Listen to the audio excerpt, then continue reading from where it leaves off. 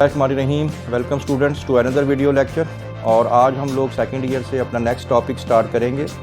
जैसा कि आप लोगों ने को याद होगा कि हमने कोऑर्डिनेशन एंड कंट्रोल स्टार्ट किया हुआ था। तो कोऑर्डिनेशन एंड कंट्रोल में हार्मोनल कंट्रोल चल रहा था और हार्मोनल कंट्रोल में आज डिफरेंट किस्म के जो ग्लैंड्स पढ़ रहे थे, उसी में आज हमारा जो डिफरेंट ग्लैंड्स का जो नाम आ रहा है उस ग्लैंड का नाम है एड्रीनल ग्लैंड।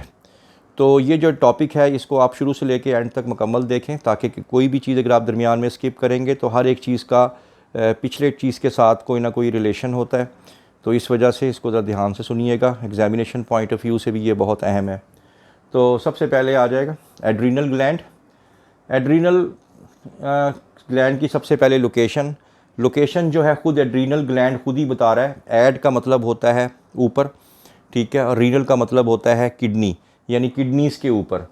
तो ये टॉप ऑफ ईच किडनी आप देख सकते हैं, top of each kidney her kidney के ऊपर होता है।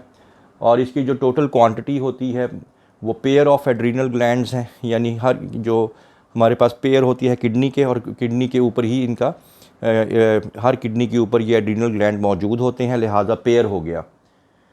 एड्रीनल ग्लैंड जो है इसका अगर आप स्ट्रक्चर देखें, इसका एड्रीनल ग्लैंड का एक होगा आउटर लेयर होगी और एक इनर लेयर होगी। नेक्स्ट स्लाइड ज़रा दिखाएं।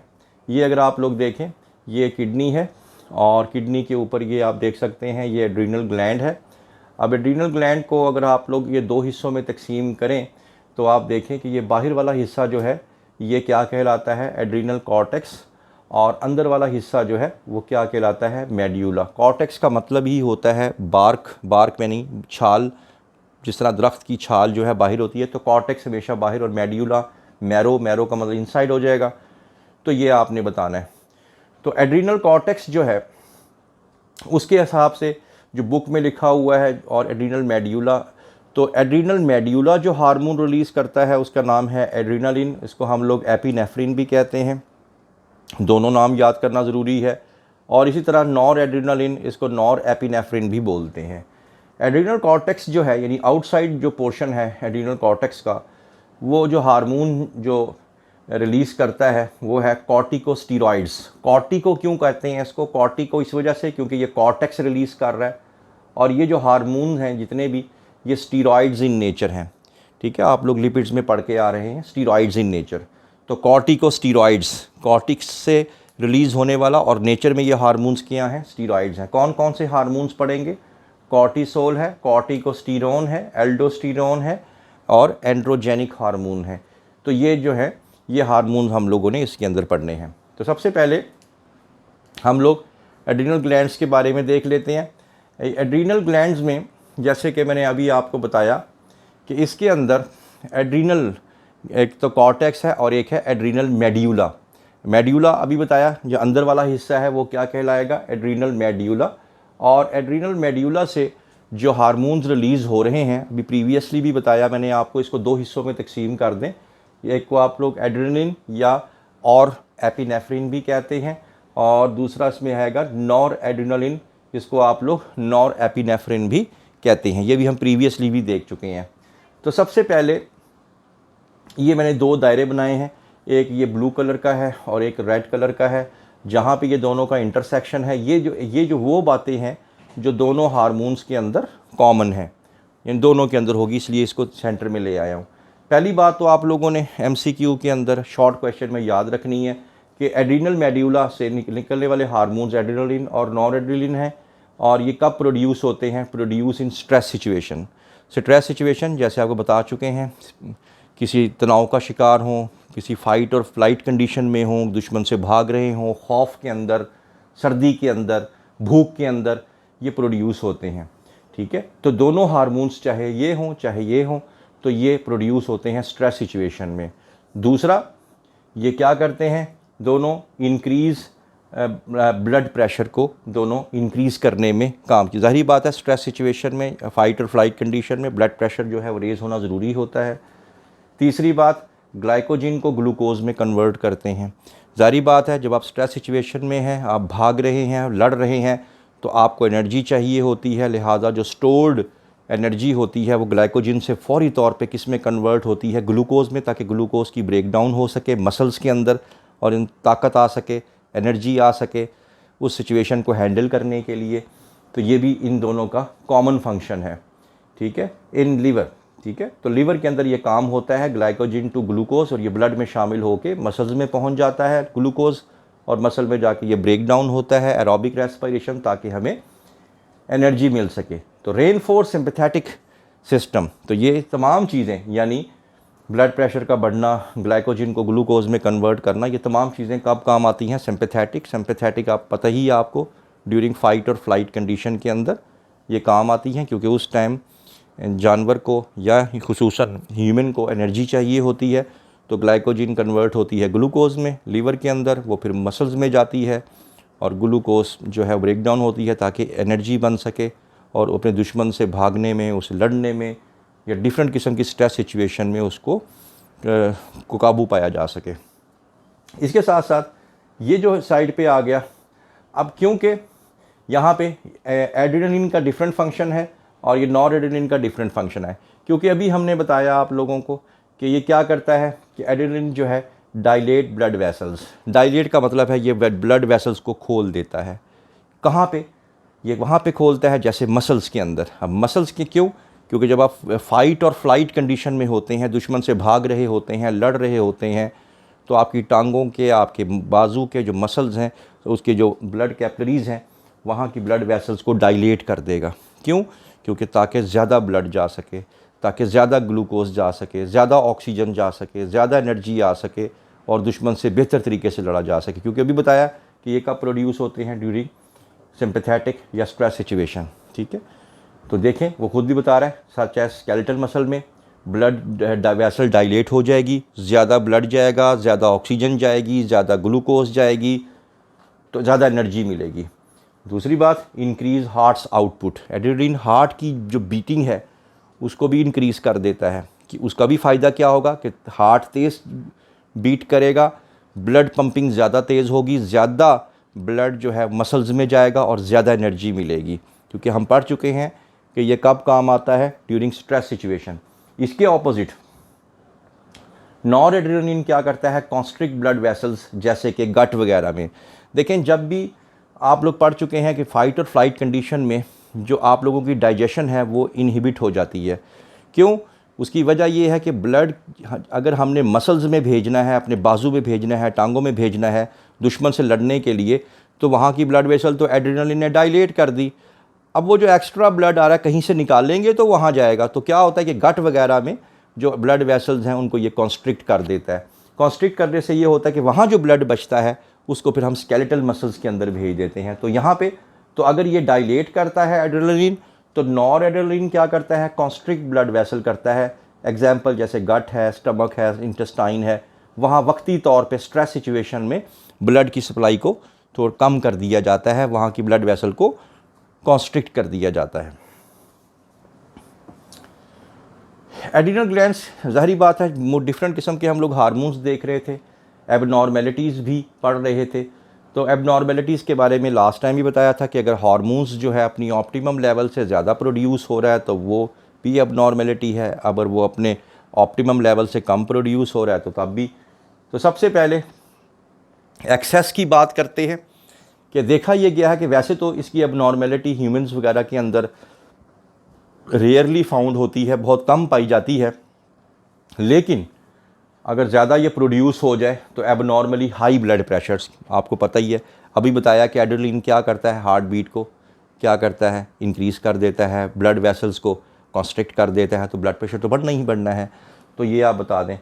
इसी तरह रैट्स के ऊपर एक्सपेरिमेंट किया गया कि अगर जब हम लोगों ने रैट्स, क्योंकि रैट्स भी मैमल्स हैं इंसानों से, कि उनका स्ट्रक्चर का मिलता जुलता है, तो जब उसके अंदर हम लोगों ने इनके जो एड्रिनल ग्लैंड्स वाला जो हिस्सा था, मेड्यूला वाला हिस्सा, जब हमने रिमूव कर दिया तो देखा गया कि वो स्ट्रेस सिचुएशन को कंट्रोल नहीं कर सके, जैसे कि सर्दी यानी कोल्ड वगैरह के अंदर। जब देखें ना इंसान को ठंड लगती है तो क्या होगा? ये एड्रेनलिन और नॉर एड्रेनलिन क्या करते हैं? ग्लाइकोजन को किस में कन्वर्ट करते हैं? ग्लूकोज में। ग्लूकोज टूटती है, हमें हरारत या हीट मिलती है।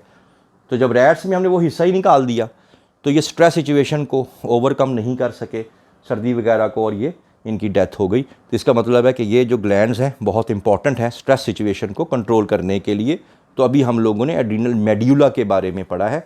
अब हम जो नेक्स्ट है एड्रीनल कॉर्टेक्स के बारे में पढ़ेंगे। एड्रीनल कॉर्टेक्स अगेन फिर वही सेम बात है, इसमें भी एक्टिव ऑल द टाइम, ये भी हर वक्त एक्टिव रहता है, लेकिन ज़्यादा ये अपने आप को कब सामने लेके आता है, स्पेशली ड्यूरिंग शॉक, और जब आप कुछ सदमे में हो या आप किसी स्ट्रेस में हो, ठीक है, फाइट और फ्लाइट कंडीशन में हो, ठीक है। या तीसरी बात ये है इन्फेक्शंस, तो ये इन्फेक्शंस वगैरह के अंदर भी बीमारियों के ख़िलाफ़ या बैक्टीरिया वगैरह के ख़िलाफ़ उस टाइम भी इसकी मकदार बढ़ जाती है एड्रीनल कॉर्टेक्स से निकलने वाले हार्मोन्स की। इसमें कौन कौन से हार्मोन्स हैं? सबसे पहले है कॉर्टिसोल जो है, इट इज़ द ग्लूकोकॉर्टिकॉइड। अब यहीं पे बच्चे परेशान हो जाते हैं कि पता नहीं ये क्या मुश्किल चीज़ है। ग्लूको का मतलब है it has some relation with glucose, यानी कि इसका कोई ना कोई ताल्लुक ब्लड के अंदर ग्लूकोज बढ़ाने से है, पहली बात, ठीक है। कॉर्टी का मतलब क्या हुआ कि it is release from adrenal cortex, ये एड्रीनल कॉर्टेक्स से रिलीज़ होता है। ऑयड का मतलब है स्टीरॉइड, यानी अभी बताया कि ये क्या होते हैं, स्टीरॉइड इन नेचर। तो तीन बातें आ गई इसमें। ग्लूको का मतलब ग्लूकोज, कॉर्टी का मतलब हो गया release from cortical region of the adrenal cortex, and oid का मतलब हो गया स्टीरॉइड इन नेचर। वही वाली बात आगे आप खुद लिख दें कि इंक्रीज़ ब्लड ग्लूकोज को बढ़ाता है, ठीक है, from the break down of proteins. ये बड़ी इंपॉर्टेंट बात है और ये अक्सर ही एंटी टेस्ट में बात आई होती है कि ये वाहिद हार्मोन है बॉडी में जो कि प्रोटीन को तोड़ के ग्लूकोज में कन्वर्ट करता है, वरना बाकी जितने भी हार्मोन हैं वो किसी और चीज़ को, जैसे ग्लाइकोजिन को किस में कन्वर्ट करते हैं, ग्लूकोज को। लेकिन ये कॉर्टिसोल जो है ये प्रोटीन को ब्रेक डाउन करता है और ब्लड के अंदर ग्लूकोज का लेवल इंक्रीज़ करता है।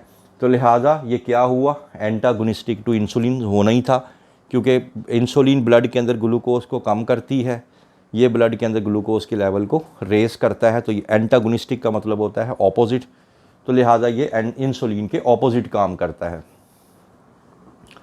दूसरा हार्मोन आ गया कॉर्टिकोस्टेरोन। अब कॉर्टिकोस्टेरोन में बोथ ग्लूकोकॉर्टिकॉइड एंड मिनरलोकॉर्टिकॉइड, फिर वही वाली बात आ गई कि ये भी ब्लड के अंदर ग्लूकोज का लेवल बढ़ाता है। कॉर्टी का मतलब ये कॉर्टेक्स से रिलीज़ होता है, ऑइड का मतलब ये स्टीरॉइड इन नेचर है। बस इसके अंदर ये चीज़ का इजाफा हो गया कि ये मिनरलोकॉर्टिकॉइड है। Mineralo it has some relation with minerals, ठीक है, सोडियम आइंस, ठीक है, कैल्शियम आइंस, यानी मिनरल्स के साथ का ताल्लुक है। बाकी वही आ गया, कॉर्टी का मतलब कॉर्टेक्स, ऑइड का मतलब स्टीरॉइड। तो ये क्या करता है, वही वाली बात, अगर इस बात को ले लें तो ये आ जाएगा ग्लूको, यानी इंक्रीज ब्लड ग्लूकोज लेवल। ये ग्लूकोज के लेवल को बढ़ाता है, ग्लाइकोजिन को किस में कन्वर्ट करता है, ग्लूकोज में। और दूसरी बात, ब्लड वगैरह के अंदर रेगुलेट मिनरल आयन बैलेंस, ये सोडियम कैल्शियम इनके बैलेंस को ये क्या रखता है, ब्लड के अंदर मेंटेन रखता है। तो ये आपने इसमें बताना है। एड्रीनल ग्लैंड्स के हवाले से फिर वही वाली बात कि एड्रीनल ग्लैंड में पहले हमने एड्रीनल मेड्यूला के बारे में पढ़ा था, तो अब हम पढ़ रहे हैं कॉर्टेक्स के हवाले से। अब इसमें हम सबसे पहले एबनॉर्मेलिटी अंडर सिक्रीशन, यानी जब ये ज़रूरत से कम प्रोड्यूस हो तो अंडर सिक्रीशन। तो अंडर सिक्रीशन में आपने क्या बताना है, कौन सी बीमारी है, एडिसन्स डिजीज़। तो एडिसन्स डिजीज़ क्या है, इसके सिम्टम्स कैसे पता लगते हैं, general metabolic disturbance, weakness of muscle action. भाई सिंपल सी बात है, इसको रटा ना लगाएं, इसको समझ लें। अभी हमने पीछे पढ़ा था कि ये क्या करता है कि इसमें अंडर सिक्रीशन में क्या होगा कि ग्लूकोज का लेवल नहीं बढ़ेगा, क्योंकि हमने अभी पढ़ा कि ये किसको, या प्रोटीन को किस में कन्वर्ट करता है, ग्लूकोज में, या ग्लाइकोजन को किस में कन्वर्ट करता है, ग्लूकोज में, ताकि एनर्जी मिल सके। तो जब ये प्रोड्यूस नहीं होगा तो ब्लड के अंदर स्ट्रेस सिचुएशन में ग्लूकोज का लेवल इंक्रीज़ नहीं होगा। तो जब ग्लूकोज का लेवल इंक्रीज़ नहीं होगा तो मसल्स क्या हो जाएंगे, वीक हो जाएंगे, वीकनेस हो जाएगी उसके अंदर। ऑटोमेटिकली कनेक्शन बनाएं इसको। लॉस ऑफ साल्ट्स, अभी मैंने बताया, क्योंकि इसमें से कुछ ग्लूकोकॉर्टिकॉइड है और कुछ जो हैं मिनरलोकॉर्टिकॉइड हैं। तो मिनरल्स बजाय ब्लड में आने के, किडनी वगैरह से वापस ब्लड में आने से, वो कहाँ चले जाएंगे, बॉडी से बाहर चले जाएंगे, यूरिन के ज़रिए लॉस शुरू हो जाएगा। तो जब ये प्रोड्यूस ही नहीं होगा तो ग्लूकोज का लेवल भी इंक्रीज़ नहीं होगा, तो मसल्स वीक हो जाएंगे, और जो मिनरल्स हैं वो भी ब्लड में नहीं आएंगे, वो यूरिन के ज़रिए बॉडी से ज़ाया हो जाएंगे। तो इस बीमारी को आप क्या बोलते हैं, एडिसन्स डिजीज़। इसी तरह ओवर सिक्रीशन। अब ओवर सिक्रीशन क्या हुआ, ज़रूरत से ज़्यादा प्रोड्यूस होना, इस बीमारी को क्या कहते हैं? Cushing disease, very very important, MCQs में आ जाता है। तो इसमें क्या होगा? टू मच, जाहिर बात है बहुत ज़्यादा प्रोड्यूस होगा। एक्सेस प्रोटीन ब्रेकडाउन, अभी बताया कि जब ये ज़्यादा प्रोड्यूस होगा तो प्रोटीन को बहुत ज़्यादा तोड़ेगा, किस में? ग्लूकोज में। और आपके मसल्स किसके बने होते हैं? प्रोटीन के बने होते हैं। तो लिहाजा अगेन ज़्यादा जब मसल्स के जो प्रोटीन टूटेंगे तो फिर मस्कुलर वीकनेस हो जाएगी। बोन वीकनेस क्यों? कि अभी बताया मैंने आपको कि ब्लड के अंदर मिनरल्स की मिकदार को बढ़ाता है, कैल्शियम की मिकदार को, सोडियम की मिकदार को। कहाँ से लेके आएगा? तो हड्डियों से निकालेगा फिर। तो जब हड्डियों से निकालेगा तो बोन्स क्या हो जाएंगी? वीक हो जाएंगी। और दूसरी बात, ब्लड का में शुगर का लेवल, क्योंकि प्रोटीन किस में टूटेगी? शुगर्स के अंदर, ग्लूकोज के अंदर। तो ब्लड में ग्लूकोज का लेवल बढ़ जाएगा, बिल्कुल वैसे ही बढ़ जाएगा जैसे कि डायबिटीज़ के अंदर बढ़ जाता है। तो इसको कहीं भी रट्टा लगाने की ज़रूरत नहीं है। प्रीवियस टॉपिक के ही अगर आप कीवर्ड्स याद कर लें कि भाई ये जो है ये प्रोटीन को तोड़ता है, ये मिनरल्स को करता है, अपने आप ऑटोमेटिकली आप कनेक्शंस जो हैं वो जनरेट कर सकते हैं। इसी तरह एक और हार्मोन है एंड्रोजन्स। एंड्रोजन्स जो है ये development of secondary male characteristics, अब दाढ़ी मूँछों का आना, आवाज़ का भारी होना, ये तमाम की तमाम चीज़ें जो हैं एंड्रोजन्स की वजह से हैं। प्रोड्यूस्ड दोनों में ही होते हैं, मेल में भी होते हैं, फीमेल में भी होते हैं, लेकिन वेरी स्मॉल अमाउंट के अंदर। इसके अंदर एबनॉर्मेलिटी की बात कर रहे हैं। अब एबनॉर्मेलिटी में क्या आ गया? अगर ट्यूमर खुदा न खास्ता हो जाता है कॉर्टेक्स वाले हिस्से में, inner part of the cortex, लेकिन हुआ भी किस में? फीमेल के अंदर, तो खुद ही कनेक्शन जोड़ लें कि ये सेकेंडरी मेल कैरेक्टरिस्टिक्स लेके आता है। तो जब फीमेल के अंदर जब ट्यूमर हो जाएगा, कैंसर हो जाएगा, सेल्स बहुत ज़्यादा बन जाएंगे, तो इसका हार्मोन्स बढ़ ज़्यादा हो जाएंगे, क्योंकि स्मॉल अमाउंट में प्रोड्यूस होने होते हैं, तो ये ज़्यादा अमाउंट में प्रोड्यूस हो जाएंगे। तो फिर तो उनके अंदर क्या, फीमेल में क्या हो जाएगा? डेवलपमेंट ऑफ मेल कैरेक्टरिस्टिक्स, ठीक है, उनके चेहरे पे बाल आना फीमेल के, और उनके आवाज़ का भारी हो जाना, तो उनमें उन मेल लाइक कैरेक्टरिस्टिक्स फीमेल में आना शुरू हो जाएंगी, जो कि भी एक बहुत ही वेरी रेयर एक केस है, बहुत ज़्यादा ये नहीं होता। तो ऑटोमेटिकली हार्मोन्स को कभी भी लाइनों में जाके याद करने की कोशिश ना करें, उनकी जो पीछे बेसिस है उससे उसको याद करें कि ये कैसे हो रहा है, ताकि आप जब आप पेपर में बैठे हो तो ऑटोमेटिकली आपसे टॉपिक जो है वो लिखा जाए। Thanks for watching. I hope that you have understood the lecture today. For more interesting videos, please stay connected with us. Thank you very much.